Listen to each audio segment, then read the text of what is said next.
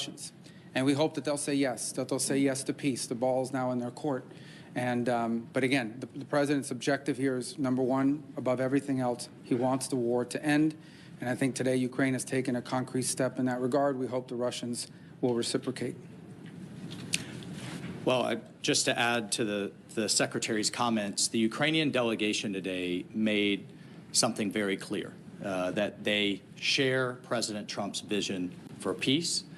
They share his determination to end the fighting, to end the killing, to end the tragic kind of meat grinder of people and national treasure that's happening on the front in Ukraine.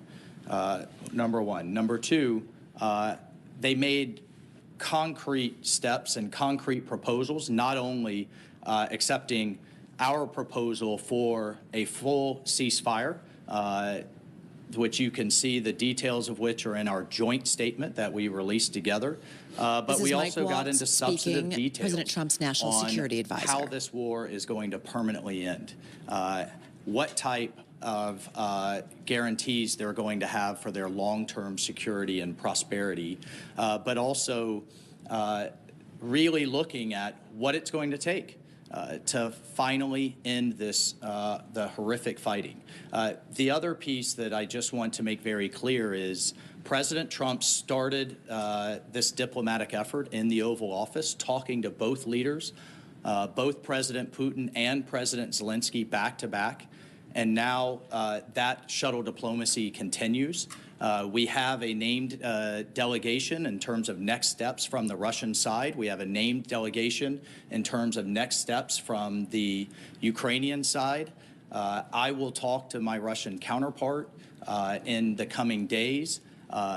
Secretary Rubio will be with G7 foreign ministers in the next couple of days. We have the NATO Secretary General in the White House on Thursday, and we'll take the process forward from there. So, as a result of that, and I think as a result of this positive step forward, the president has decided to lift the pause on aid and on our security assistance to Ukraine going forward, and that's effective immediately. All right, your colleagues have chosen 3 questioners. Let's start with Alex Marquardt of CNN. Thank you. Several questions on the ceasefire. We understood that coming into this was a Ukrainian proposal for a partial ceasefire. How did this become an American proposal for an immediate 30-day ceasefire? And to be clear, you're talking about a complete ceasefire across the front line, not just the aerial and maritime ceasefire that the Ukrainians proposed.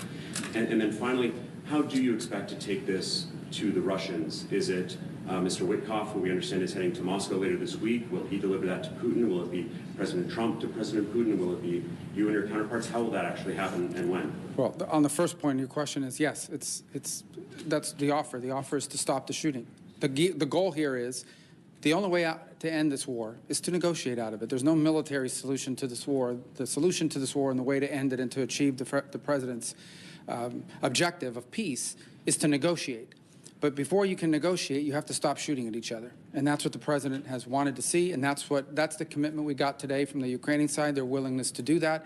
Obviously, now that'll be delivered to the Russians. It'll be delivered to them directly through multiple channels, meaning not only will they obviously see it, it'll be communicated to them through our diplomatic channels, through conversations, and other methods, but they'll obviously be well aware. And our hope is that the Russians will say yes, that they will also agree. So the shooting will stop, the killing will stop, the dying will stop, and the talks can begin about how to end this war permanently in a way that's acceptable and enduring for both sides. Look, there's been all kinds of discussions in terms of different types of ceasefires. You know, there was the deal in terms of grain moving years ago. There's been discussion of halting aerial attacks on each other's infrastructure. The president has made it clear and certainly made it clear to us that all fighting needs to stop. And the Ukrainians have agreed to that proposal. They're ready for peace. And now we'll take that to the Russians and get their response. All right, next, Jennifer Jacobs, CBS. Great. Hi. Are you expecting any goodwill gestures from Russia? Do you have a deadline in mind for when you're hoping for them to reciprocate on that? Those two things. Well, we're going to take the offer to them. We're going to tell them this is what's on the table. Ukraine is ready to stop shooting and start talking. And now it'll be up to them to say yes or no. I hope they're going to say yes. And if they do, then I think we made great progress. If they say no, then we'll unfortunately know what the impediment is to peace here. But the president's been abundantly clear he wants the shooting to stop. He wants the warfare to stop. He wants the dying and the suffering to stop. And he believes, and rightfully so, that the only way to end this war is to negotiate an end to it. And we think that it's always easier to negotiate an end to the war when people aren't shooting at each other. That's how the president believes. That's what we hope to achieve. The Ukrainians today have expressed their willingness and readiness to do so immediately. We hope the Russians' answer to that will also be yes. But no deadline set, sir. Well, the deadline is we hope to do this as soon as possible. Every day that goes by that this war continues, people die, people are bombed, people are hurt on both sides of this conflict. The president wanted this war to end yesterday and the day before. The president's been clear he wants peace, and so we wanted to see it as soon as possible. So our hope is that the Russians will answer yes as quickly as possible so we can get to the second phase of this, which is real negotiations, not never-ending dialogue, talk forever, but real negotiations to end this conflict in a way that's acceptable to both sides, sustainable, and that ensures the stability and security of Ukraine for the long term. And on the goodwill gesture, is there anything like the return of the stolen children or anything that you're expecting in return? Look, we've discussed a number of things, prisoner exchanges, folks that were detained and what have you, but the fighting has to stop. I mean, that's what we agreed today. And just think about it. We've gone from if the war is going to end to now how the war is going to end, and this was an important first step, and that was under President Trump's leadership. He has literally moved the entire global conversation to where we had a very senior Ukrainian delegation with us today. We've had engagements with our Russian counterparts, and now it's how the war is going to end, and that's under President Trump's leadership. Just to answer your question one more time, the goal here is peace. That's the president's goal. The best goodwill gesture the Russians can provide is to say yes to the offer that the Ukrainians have made to stop the shooting, to stop the fighting, and get to the table. If they do that, that's the best goodwill sign we could see. Obviously, as part of that negotiation, as we're talking about how to end this conflict, there will be a lot of issues to unravel. Among them, not the least of which is the humanitarian concerns, the children, the prisoners of war, all the things that sadly come with these conflicts. But the number one goodwill gesture we could see from the Russians is to see the Ukrainian offer and reciprocate it with a yes. And next, for Reuters, Daphne Saladakis. Thank you so much. Could you clarify what security assistance will be resumed? Does this include the PDAs? And why wasn't the minerals deal signed today? What are the outstanding issues there? And if I may, is the relationship with Ukrainian President Zelensky back on track? Do you back him?